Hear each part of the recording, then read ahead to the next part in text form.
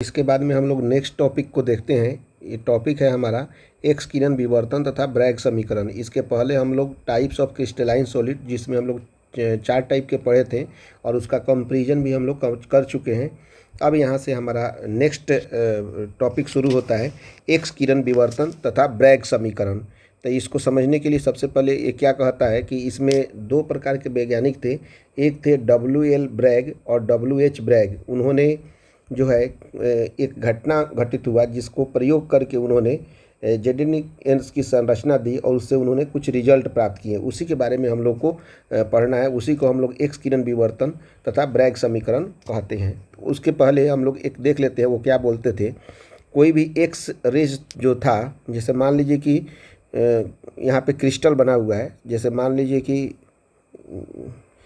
ऐसे बहुत सारा मान लीजिए कि लाइन है, हम बना देते हैं तो उसके बाद में आपको पता चल जाएगा। जैसे भी देखिए इस तरह से अगर कुछ दिया हुआ है, ठीक है, तो यहाँ पे क्या होता है कि जब एक्स रे बीम को किसी क्रिस्टल पर डालते हैं तो मान लीजिए कि एक्स रे यहाँ पे ये बीम पे डाला जाएगा तो निश्चित रूप से क्या होगा कि क्रिस्टल पर डालने पर क्रिस्टल इन किरणों को विवर्तन कर देगा, यानी कि परावर्तित कर देगी। जैसे मान लीजिए कि यहाँ से हम मान लेते हैं कि सेम फेज में इस तरह से जा रहा है नीचे की तरफ, तो आप देखिएगा कि यहाँ से ये किरण को क्या कर देगी, विवर्तित कर देगी। तो यहाँ पे इन दोनों के बीच में जो है थीटा एंगल और यहाँ पे क्या होगा, थीटा एंगल बनेगा, ठीक है। उसी तरह से हम लोग अगर देखते हैं तो फिर से यहाँ से एक किरण को यहाँ से फिर से विवर्तित करते हैं तो यहाँ से किरण मान लीजिए कि आ रही है तो निश्चित रूप से थीटा एंगल से आएगी, तो थीटा एंगल से ही क्या हो जाएगी, ये परावर्तित हो जाएगी, ठीक है। यहाँ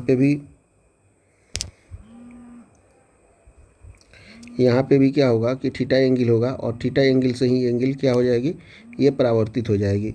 फिर उसके बाद में और देख सकते हैं, यदि मान लीजिए कि एक और किरण एक्स किरण यहाँ पे यदि मान लीजिए कि परावर्तित हो रही है तो इतना ही एंगल से क्या हो जाएगी, विवर्तित हो जाएगी। ये लगातार इसी तरह से प्रक्रिया चलते रहेगा। यदि मान लीजिए कि नेक्स्ट यदि फिर से कोई एक एक्स किरण यहाँ से आपतित हो रही है तो ठीक उतना ही एंगल से क्या हो जाएगी, विवर्तित हो जाएगी, यानी कि थीटा एंगल से आपतित होगी और थीटा एंगल से ही क्या होगी, विवर्तित हो जाएगी। तो आप देख सकते हैं कि इसमें कॉन्सेप्ट क्या है कि जब एक्स रेज, ये मान लीजिए कि बीम को किसी एक्स रेज किरण जो है किसी भी क्रिस्टल पर डालते हैं, मान लीजिए कि ये क्रिस्टल पर डाला गया तो निश्चित रूप से क्रिस्टल पर डालने पर तो इन क्रिस्टलों का विवर्तन हो गया। यदि विवर्तन, अगला पॉइंट क्या है कि यदि विवर्तन तरंगें समान कला में होती है तो एक दूसरे को प्रबलित कर देती है। प्रबलित मतलब बढ़ा देती है। समान कला का मतलब क्या हो जाता है कि आप देखेंगे, आप पढ़े होंगे फिजिक्स में भी कि समान कला में जो होगा, ये जो होगा इस टाइप से आपका फिगर बनेगा, ये जो है समान कला में है, ठीक है कि नहीं। और यहीं पे भी अगर फिर से अगर ये फिगर बनेगा तो ये भी निश्चित रूप से यहाँ से ये क्या हो जाएगा, समान कला में बनेगा। एंड इस तरह से सो ऑन, बहुत सारा हम लोग इस तरह से बना सकते हैं जो कि ये क्या हो जाएगा, समान कला में होगा। तो कहने का मतलब ये है कि यहाँ से कि जब भी कोई भी विवर्तित किरणें समान कला में होती है तो एक दूसरे को प्रबलित कर देती है, जिससे फोटोग्राफिक प्लेट पर जो है जब समान कला में होगी तो फोटोग्राफिक प्लेट पर क्या होगा, चमकदार धब्बा उत्पन्न होगा। परंतु वहीं यदि ये समान कला में न बनकर यदि मान लीजिए कि समान कला में नहीं हो, जैसे मान लीजिए कि इस तरह से एक फिगर बने और साथ साथ में इसके नीचे भी एक फिगर बने, इस तरह से कोई एक और फिगर बने, तो ये समान कला में न होकर विपरीत कला में भी बन रही है, तो समान कला में नहीं होने के कारण एक दूसरे को निरस्त कर देती है प्रभाव को, जिसके कारण फोटोग्राफिक प्लेट पे क्या होता है, यहाँ पे डार्क फ्रिंज बनेगा, ठीक है ना, हम लोग पढ़े थे वहाँ पे डार्क प्लेट बनेगा। और यहाँ पे क्या बनेगा, यहाँ पे जो होगा वाइट फेज बनेगा, यानी कि आपका चमकदार धब्बा बनेगा, ठीक है कि नहीं। तो यहाँ पे डार्क फ्रिंज बनेगा, तो डार्क स्पॉट बनेगा और यहाँ पे क्या होता है, ब्राइट स्पॉट बनेगा, यहाँ पे ब्राइट स्पॉट बनेगा, यानी कि चमकदार धब्बा बनेगा। तो ये जैसे ही घटना प्राप्त हुआ तो इस घटना का उन्होंने अध्ययन किया, किन किन वैज्ञानिकों ने, WL ब्रेग और WH ब्रेग ने इस घटना का प्रयोग किया और प्रयोग करके ZnS की संरचना यानी कि जिंक सल्फाइड की संरचना दी और इससे निम्नलिखित निष्कर्ष प्राप्त किए। सबसे पहला निष्कर्ष इससे क्या प्राप्त किया कि क्रिस्टल का उत्तरोत्तर सतह द्वारा एक्स किरणों का विवर्तन परावर्तन के नियम का पालन करता है। यानी कि आप देखिएगा जैसे जैसे नीचे हम लोग जाएंगे तो पूरी तरह से परावर्तन के नियम का पालन करना है। परावर्तन के नियम का पालन क्या होता है कि आपतित किरण परावर्तित किरण के बराबर होता है। तो आप देख सकते हैं कि सभी पॉइंट पे ये आपतित किरण परावर्तित किरण के नियम का पालन कर रही है। परावर्तित किरण केवल उस समय ही समान कला में होता है जब सतहों के बीच की दूरी तरंग दैर्घ्य की पूर्ण गुणज होता है। यानी कि आप बोल सकते हैं इससे समीकरण प्राप्त हुआ n lambda is equal to 2d into sine theta. ठीक है कि नहीं। तो आप यहाँ से देख सकते हैं ये क्या बोल रहा है कि परावर्तित किरण उस समय ही समान कला में होती है जब सतहों के बीच की दूरी तरंग दैर्घ्य का पूर्ण गुणज होता है। तरंग दैर्घ्य का पूर्ण गुणज यानी कि तरंग दैर्घ्य यहाँ पे है और इनके बीच की दूरी इसको हम लोग क्या बोलते हैं, ये d बोलते हैं। फिर यहाँ पे भी इसके बीच की दूरी क्या हो जाएगी, d हो जाएगी। इसके बीच की दूरी क्या हो जाएगी, d हो जाएगी। तो इस तरह से हम लोग देख सकते हैं कि परावर्तित किरणें केवल उस समय ही समान कला में होती है जब सतहों के बीच की दूरी तरंग दैर्घ्य का पूर्ण गुणक हो। यहाँ पे अब देख लेते हैं n जो होगा निश्चित रूप से क्या होगा, ये पूर्णांक होगा। n क्या होगा, पूर्णांक होगा। और उसके बाद में लेमडा क्या होगा, लेमडा जो होगा वह तरंग दैर्घ्य होगा। लेमडा जो होगा तरंग दैर्घ्य होगा। ठीक है। और उसके बाद में डी जो होगा वह होगा आपका दो सतहों के बीच की दूरी होगा। दो सतहों के बीच की दूरी होगा। दो सतहों के बीच की दूरी होगा। उसके बाद में थीटा जो होगा निश्चित रूप से थीटा को यहाँ पे हम लोग आपतन कोण या परावर्तन कोण मान सकते हैं। तो हम यहाँ पे ले रहे हैं आपतन कोण। ठीक है, आपतन कोण हमने ले लिया। ये 4 पॉइंट है। इसी के माध्यम से हम लोग एक्स किरण विवर्तन या ब्रैग समीकरण को पढ़ सकते हैं। अब इसका सारे पॉइंट को हम लोग 1 बाई 1 लिख ले रहे हैं जो जो मैंने यहाँ पे समझाया। ठीक है, तो लिखना स्टार्ट करते हैं। आप लिखिएगा कि जब एक्स-रेज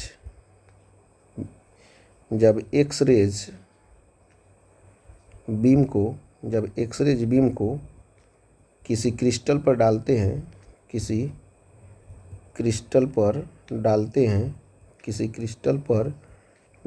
हैं, ठीक है। जब एक्स-रेज बीम को किसी क्रिस्टल पर डालते हैं तो क्रिस्टल इन किरणों का विवर्तन कर देता है। तो क्रिस्टल इन किरणों का विवर्तन कर देता है। ठीक है, इन किरणों का विवर्तन कर देता है। यदि पूछेगा तो ये सारे चीज़ को लिखना है। ठीक है, जब एक्स-रेज बीम को किसी क्रिस्टल पर डालते हैं तो क्रिस्टल इन किरणों का विवर्तन कर देता है। जैसे आप देख रहे हैं ये क्रिस्टल एक्स-रेज किरण जो है वह क्रिस्टल पर पड़ रही है तो किरणों को क्या कर दे रही है, विवर्तित कर दे रही है। यदि विवर्तित तरंगे, उसके बाद में लिखेंगे यदि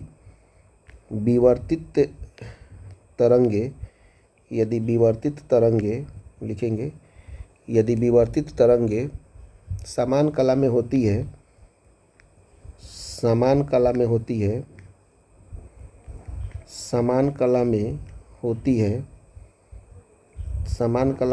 है, लिखेंगे यदि विवर्तित किरणें समान कला में होती है यानी कि सेम फेज में होती है तो एक दूसरे को प्रबलित कर देती है। तो एक दूसरे को प्रबलित कर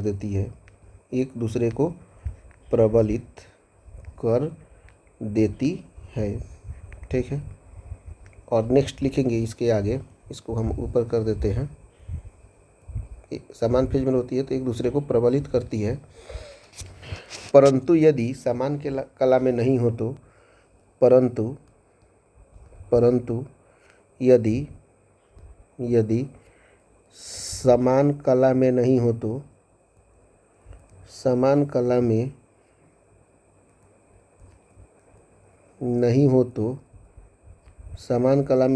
तो परंतु यदि समान कला में नहीं हो तो एक दूसरे के प्रभाव को निरस्त कर देती है।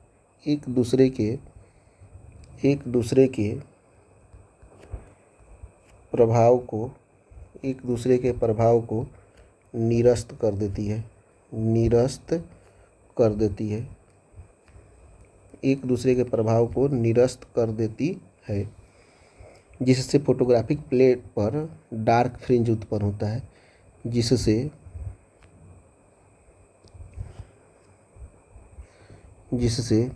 फोटोग्राफिक प्लेट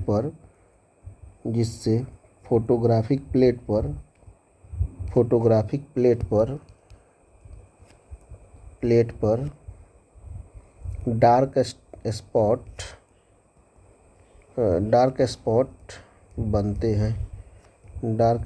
बनते हैं। उसके बाद में अगला पॉइंट है कि डब्ल्यू.एल. ब्रैग व डब्ल्यू.एच. ब्रैग ने इस घटना का प्रयोग करके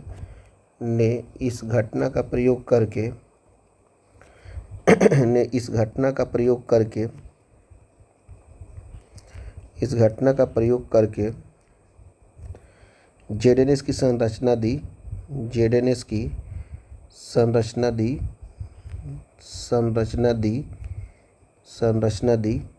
एवं निम्न निष्कर्ष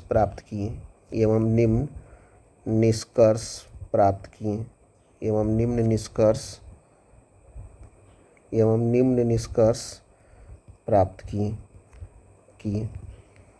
अब उस निष्कर्ष को हम लोग देख लेते हैं। सबसे पहला निष्कर्ष उन्होंने प्राप्त किया कि क्रिस्टल की उत्तरोत्तर सतह द्वारा क्रिस्टल की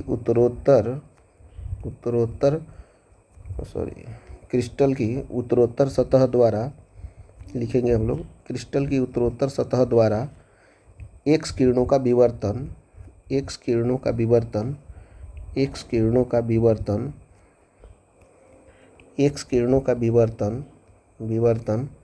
परावर्तन के नियमों का पालन करता है।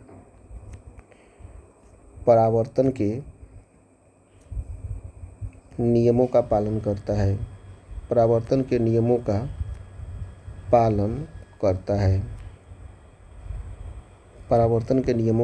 करता है। दूसरा नंबर पॉइंट है कि परावर्तित किरणें केवल उस समय ही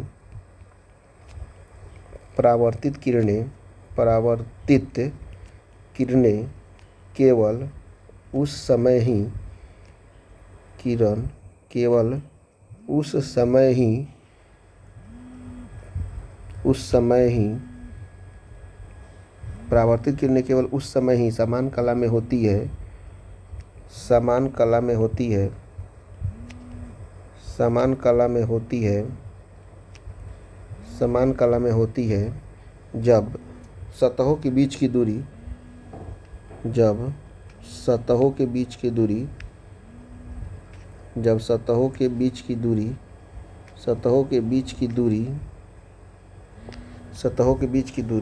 तरंग दैर्ध्य का पूर्ण गुणक होता है। तरंग दैर्ध्य का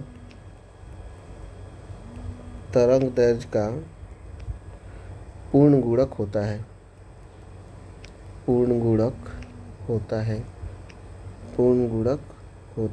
है। तो इसका हम लोग डिफिनेशंस भी हम लोग मैंने वैल्यू हम लोग देख लिए थे कि मतलब क्या होता है, n lambda is equal to 2d into sine theta. ठीक है कि नहीं। यहाँ पे n क्या होता है, अब मैंने पहले ही बता दिया है कि n जो होता है पूर्णांक होता है, लैम्डा होता है तरंग दैर्ध्य होता है, d होता है दो सतहों के बीच की दूरी होती है, और थीटा जो होता है वह आपतन कोण होता है। तो इस तरह से हम लोगों ने पूरा डिटेल्स रूप से हम लोगों ने एक्स किरण के विवर्तन तथा ब्रैग समीकरण को देख लिया। एक बार और मैं इसे एक्सप्लेन कर दे रहा हूँ और समझा दे रहा हूँ, जिससे आप लोग को दिक्कत नहीं हो, और आप सब इसका नोट्स निश्चित रूप से बना लीजिएगा, जिससे अच्छा रहेगा। देखिए, एक्स किरण विवर्तन तथा ब्रैग समीकरण, इसमें क्या बोलता है कि जब एक्स किरण बीम को किसी क्रिस्टल पर डालते हैं, जैसे यहाँ पे क्रिस्टल पर हम लोग डाल रहे हैं, तो क्रिस्टल इन किरणों को विवर्तन कर देता है, यानी कि परावर्तन के नियम का यह पालन करता है। यदि विवर्तित तरंगे समान कला में होती है तो एक दूसरे को प्रबलित कर देती है, यानी प्रबलित करेगी तो निश्चित रूप से वहाँ पे क्या होगा, ब्राइट फ्रिंज उत्पन्न होगा। यानी कि यदि किरणें समान कला में होगी तो ब्राइट फ्रिंज उत्पन्न होगा, एक दूसरे को प्रबलित कर देगी, और फोटोग्राफिक प्लेट पर क्या होगा, ब्राइट फ्रिंज उत्पन्न होगा। लेकिन नेक्स्ट पॉइंट में इसमें क्या बताया है परंतु यदि समान कला में नहीं होती है तो एक दूसरे के प्रभाव को निरस्त कर देती है, जिससे फोटोग्राफिक प्लेट पर डार्क स्पॉट बनता है। W.L. ब्रैग तथा W.H. ब्रैग ने इस घटना का प्रयोग करके जेडिनेस की संरचना दी एवं निष्कर्ष प्राप्त किया कि क्रिस्टल की उत्तरोत्तर सतह द्वारा एक्स किरणें परावर्तन के नियमों का पालन करती है। परावर्तित किरणें केवल उस समय ही समान कला में होती है जब सतहों के बीच की दूरी तरंग दैर्ध्य का पूर्ण गुणक होता है। और इसने एक इक्वेशन दिया n lambda equal to 2d into sine theta. ये काफ़ी इंपॉर्टेंट है, इसे हम लोग याद रख लेंगे, क्योंकि इससे हो सकता है कि मे बी न्यूमेरिकल्स भी पूछे, जहाँ पे n इक्वल टू पूर्णांक होता है, लैम्डा इक्वल टू क्या होता है तरंग दैर्ध्य, d इक्वल टू होता है दो सतहों के बीच की दूरी तथा थीटा होता है आपका थीटा हो जाता है आपका थीटा यहाँ पे हो जाता है आपतन कोण। तो इस तरह से हम लोगों ने ये एक्स किरण विवर्तन तथा ब्रैग समीकरण को बहुत ही डिटेल्स रूप से हम लोगों ने पढ़ लिया। आप लोग क्या कीजिए कि इसका नोट्स आप अपना बना लीजिए, और प्रीवियस ईयर क्वेश्चंस में अभी तक तो ये पूछा नहीं है, लेकिन मे भी कभी पूछ सकता है, और आगे ये काफ़ी इम्पोर्टेंट होगा। तो अब हम लोग नेक्स्ट वीडियो में नेक्स्ट टॉपिक हम लोग देखेंगे।